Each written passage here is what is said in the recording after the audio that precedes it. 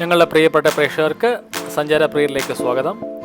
ആദ്യമേ ഞങ്ങൾ താമസിക്കുന്ന റൂമൊന്ന് കാണിച്ചു തരാം. ഇതാണ് വളരെ ട്രഡീഷണലായിട്ട് ഉണ്ടാക്കിയിരിക്കുന്ന ഒരു വീടാണിത്. എല്ലാവിധ സൗകര്യങ്ങളും ഉണ്ട്. വളരെ അധികം ക്ലീനായിരുന്നു. ഏകദേശം 1500 രൂപയോളം ഡെയിലി റെൻറ്റും ഉണ്ട്. തൊട്ടടുത്ത് തന്നെ നമുക്ക് നോക്കുമ്പോൾ കാണാം കൃഷിനിലങ്ങളുമൊക്കെ. ഒരുപാട് ആപ്പിൾ ട്രീ ഉണ്ട് ഈ ബിൽഡിങ്ങിന് ചുറ്റും. വളരെ നല്ല രീതിയിലുള്ള ഫുഡായിരുന്നു. എരിവ് പൊതുവെ കൂടുതലാണ് ഭൂട്ടാനീസ് ഫുഡിൽ. പക്ഷേ നമ്മൾ ഇവിടെ ഹോം സ്റ്റേയിൽ പറഞ്ഞു കഴിഞ്ഞാൽ അവർ എരിവ് കുറച്ചുള്ള ഭക്ഷണം പാകം ചെയ്തു തരും. ഞങ്ങൾ തക്സങ് മൊണാസ്ട്രിയിലേക്കുള്ള വഴിയിലാണ്. ഇതാണ് പാറോ നദി. പാറോ ടൗണിന് പേര് കിട്ടിയത് ഈ നദിയിൽ നിന്നാണ്. നല്ല തണുത്ത കാറ്റാണ്, നല്ല തണുത്ത വെള്ളം, ശക്തമായിട്ടുള്ള ഒഴുക്കുമുണ്ട്. നടുക്ക് നല്ല താഴ്ചയുണ്ട്. സൈഡിൽ അത്ര താഴ്ചയൊന്നുമില്ല, പക്ഷെ നടുക്ക് നല്ല ഒഴുക്കും താഴ്ചയുമാണ്. തൊട്ടടുത്തായിട്ട് ഒരു റിസോർട്ടുണ്ടെന്ന് പറഞ്ഞു. ആ റിസോർട്ടിലേക്ക് പോകുന്ന വഴിയാണെന്ന് തോന്നുന്നത്. അതെ, ആ റിസോർട്ടിലേക്ക് പോകുന്ന വഴിയാണ്. ഞങ്ങളെ ഡ്രൈവർ എത്തിയിട്ടുണ്ട്. ഞങ്ങളിന്നെ പതുക്കെ തക്സങ് മൊണാസ്ട്രിയിലേക്കുള്ള യാത്ര തുടങ്ങുകയാണ്. ക്യാമറയ്ക്ക് ഏറ്റവും മുകളിൽ, നിങ്ങളുടെ സ്ക്രീനിൻ്റെ ഏറ്റവും മുകളിൽ ഒരു വെള്ള പൊട്ടുപോലെ കാണുന്നതാണ് തക്സങ് മൊണാസ്ട്രി. പോകുന്ന വഴിക്കുള്ള മറ്റൊരു ബുദ്ധമതക്കാരുടെ ക്ഷേത്രമാണിത്. ഞങ്ങളിന്ന് വണ്ടി വാടകയ്ക്ക് എടുത്തിരിക്കുകയാണ്. ഇവിടെ സാധാരണ ദിവസ വാടകയ്ക്ക് വണ്ടി കിട്ടും. 2500 മുതൽ 5000 രൂപ വരെയൊക്കെ ചാർജ് മേടിക്കാറുണ്ട്. വണ്ടികളെല്ലാം വളരെ നീറ്റാണ്. പലതും നല്ല കണ്ടീഷനിലുള്ളതാണെന്ന് പ്രത്യേകം പറയണം. ഞങ്ങൾ തക്സങ് മൊണാസ്ട്രിയിൽ കയറുമ്പോൾ ടിക്കറ്റ് വേണ്ടി വരും. സ്റ്റുഡൻസിനാണെങ്കിൽ ഡ്രൈവർ പറഞ്ഞു സ്റ്റുഡൻ്റ് ID കാണിച്ചു കഴിഞ്ഞാൽ 50% ഡിസ്കൗണ്ട് ഉണ്ട്. അങ്ങനെ ഞങ്ങൾ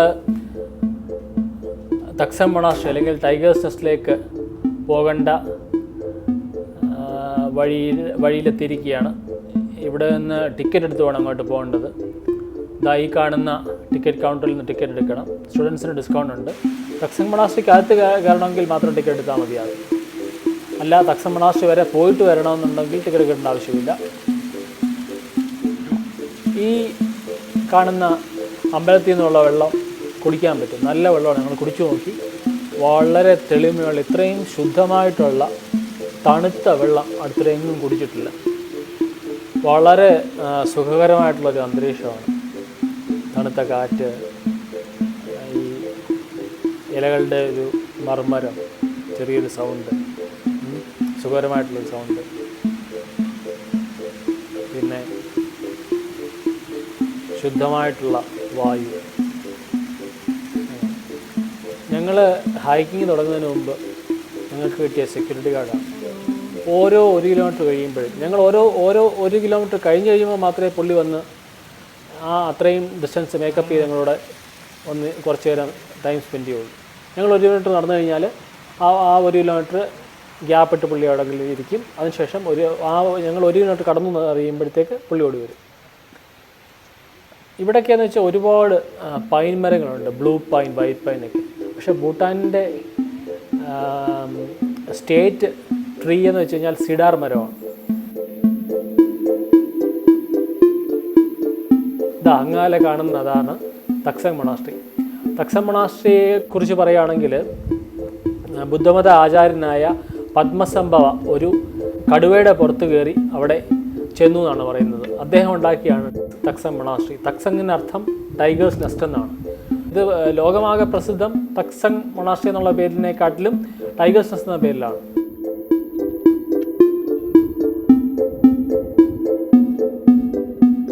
തക്സങ് മൊണാസ്ട്രിയിലേക്കുള്ള വഴി ഏകദേശം 7 കിലോമീറ്ററോളം വരും. പലയിടത്തും കുത്തനെയുള്ള കയറ്റമാണ്. അപ്പോൾ പകുതി ദൂരം എത്തുമ്പോൾ ഒരു കഫറ്റീരിയ ഉണ്ട്. കഫറ്റീരിയയിലേക്ക് ആഹാരസാധനങ്ങളുമായിട്ട് പോകുന്ന കുതിരയാണ് നമ്മൾ കണ്ടത്. ഒരു 2-3 പേർക്ക് ഒരുമിച്ച് നടക്കാൻ പറ്റുന്ന രീതിയിലുള്ള പാതയാണ്. ഏകദേശം ഒരു 7 കിലോമീറ്ററോളം വരും. ഇത്രയും ദൂരം നടന്നു കയറിയപ്പം തന്നെ നല്ല ക്ഷീണമുണ്ട്. വെള്ളം എടുത്തിരുന്നു, അതെല്ലാം കുടിച്ചു തീർത്തു. പിന്നെ ആഹാരസാധനം എടുക്കാൻ മറന്നുപോയി. ഞങ്ങൾ താമസിച്ചിടത്തു നിന്ന് ആഹാരം കഴിച്ചു, അത്ര തന്നെ. അതല്ലാതെ ബിസ്ക്കറ്റോ ഒക്കെ എടുക്കാൻ നമ്മൾ മറന്നുപോയി. ഇനിയും പോകുന്ന വഴിക്കുള്ള കഫറ്റീരിയ എന്നെങ്ങാനും മേടിച്ച് കഴിക്കണം. ഇങ്ങനെയൊക്കെയുള്ള സ്ഥലത്തിൽ കൂടെ നടക്കുമ്പോഴാണ് പണ്ട് വായിച്ച റസ്കിൻ ബോണ്ടിൻ്റെ കാടിനെക്കുറിച്ചൊക്കെയുള്ള കഥകൾ ഓർമ്മ വരുന്നു.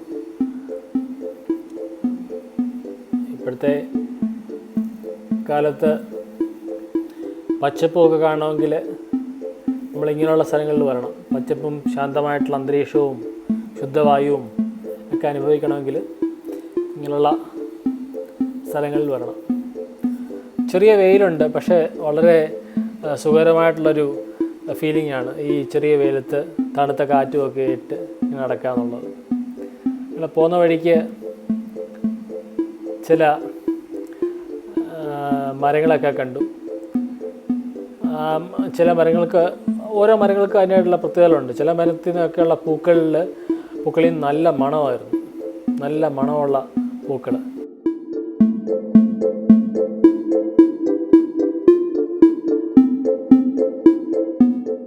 ഈ കാണുന്ന ഒരു ഇത്തിൽക്കണ്ണി ഉണ്ടല്ലോ, ഇത് ഇത്തിൽക്കണ്ണിയാണ്, ഒരു പാരസൈറ്റ് പ്ലാന്റാണ്, മരത്തിൽ വളരുന്നത്. ഇതിൻ്റെ പേര് ഗോസ്റ്റ് ഹെയർ എന്നാണ്. ഡാഗിനിയുടെ തലമുടി എന്നൊക്കെ വേണമെങ്കിൽ പറയാം. ഇതിൻ്റെ പ്രത്യേകത എന്ന് വെച്ച് കഴിഞ്ഞാൽ തീർത്തും ശുദ്ധവായു ഉള്ളിടത്ത് മാത്രമേ ഇത് വളരുകയുള്ളൂ. അതായത് ശുദ്ധവായു ഉണ്ട് എന്നുള്ളതിൻ്റെ ഒരു ഇൻഡിക്കേറ്ററാണ് ഈ ചെടി.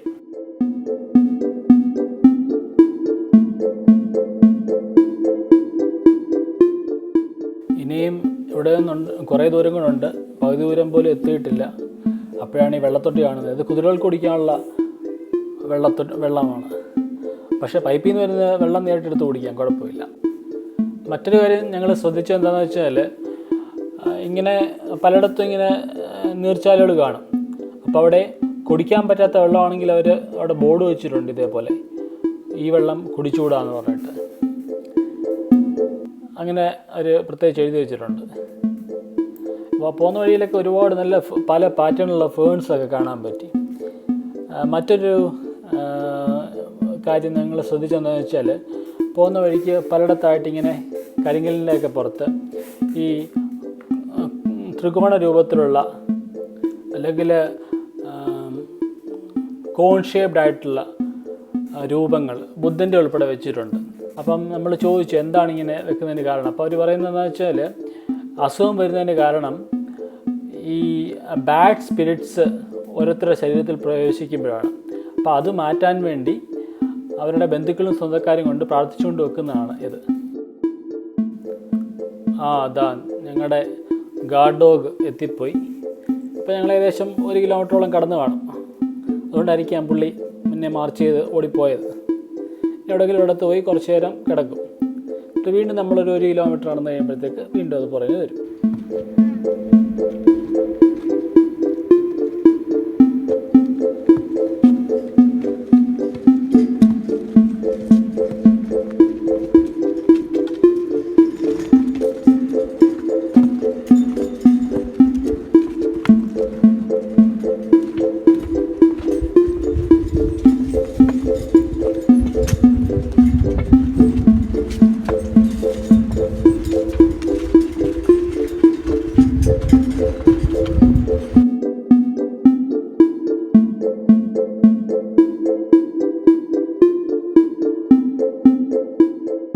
ഈ കാണുന്നതാണ് തക്സങ് മൊണാസ്ട്രി അല്ലെങ്കിൽ ടൈഗേഴ്സ് നെസ്റ്റ്. ഇത്രയും നേരം ചെങ്കുത്തായ കയറ്റമായിരുന്നു, ഇനിയും കുത്തിനുള്ള ഇറക്കമാണ്. ഇവിടെയൊക്കെ പടവുകളുണ്ട്, കൽപ്പടവുകളുണ്ട്. സൈഡിലായിട്ട് പിടിച്ചിറങ്ങാൻ റെയിലിങ്സ്, ഇരുമ്പ് റെയിലിങ്സും ഉണ്ട്. വളരെ നല്ല ഒരു കാലാവസ്ഥയാണ് ഇന്നത്തേത്. തണുത്ത കാറ്റും ഒക്കെയുണ്ട്. മഴ ഇതുവരെ പെയ്തിട്ടില്ല ഭാഗ്യത്തിന്. ഞങ്ങൾ പതുക്കെ താഴോട്ടിറങ്ങി നടക്കുക. ഇത് നമ്മൾ ഇറങ്ങിച്ചെല്ലുന്ന ഏകദേശം ഒരു 2 പർവ്വതങ്ങൾ കൂട്ടിമുട്ടുന്നൊരു മൂലയ്ക്കെന്ന് വേണമെങ്കിൽ പറയാം. ആ അപ്പം കാറ്റ് വന്ന് ഇവിടെ ഈ മൂലക്കടിക്കുന്നതിൻ്റെ സൗണ്ടുണ്ട്. അതുകൂടാതെ മറ്റൊന്നും കൂടെ ഉണ്ട്. ഇവിടെ ഒരു വെള്ളച്ചാട്ടമുണ്ട്. വെള്ളച്ചാട്ടത്തിൻ്റെ സൗണ്ടും ഉണ്ട്, കാറ്റിൻ്റെ സൗണ്ടും ഉണ്ട്. രണ്ടും ആകുമ്പോൾ ഒരു പ്രത്യേക പ്രകൃതിയാണ് ആക്ച്വലി.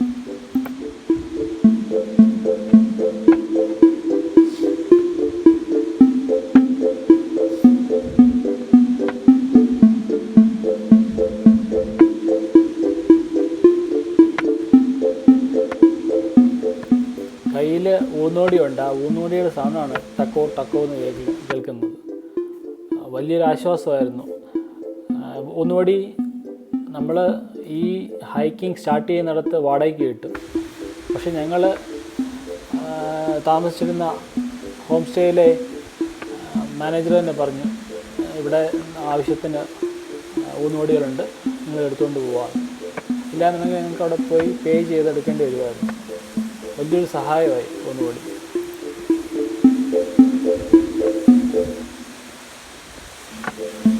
ഇവിടെ ടൈഗർ സൃഷ്ടി കയറാൻ കുത്തനെയുള്ള മല കയറണം, എന്നിട്ട് വീണ്ടും ഇറങ്ങി ഉള്ള കയറ്റം.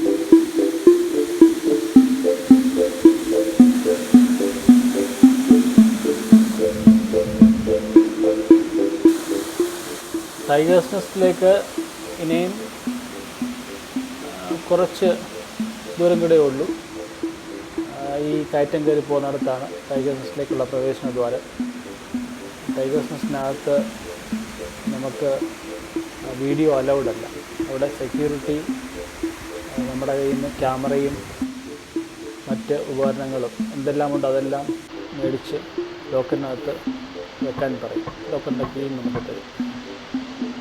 അങ്ങനെ ഞങ്ങൾ തക്സങ് മൊണാസ്ട്രിയിലെത്തി. വളരെ അവിസ്മരണീയമായ ഒരു അനുഭവമായിരുന്നു.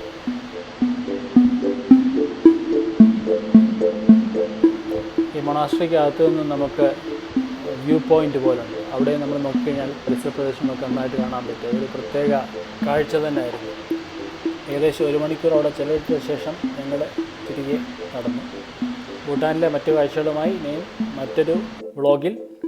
നന്ദി, നമസ്കാരം.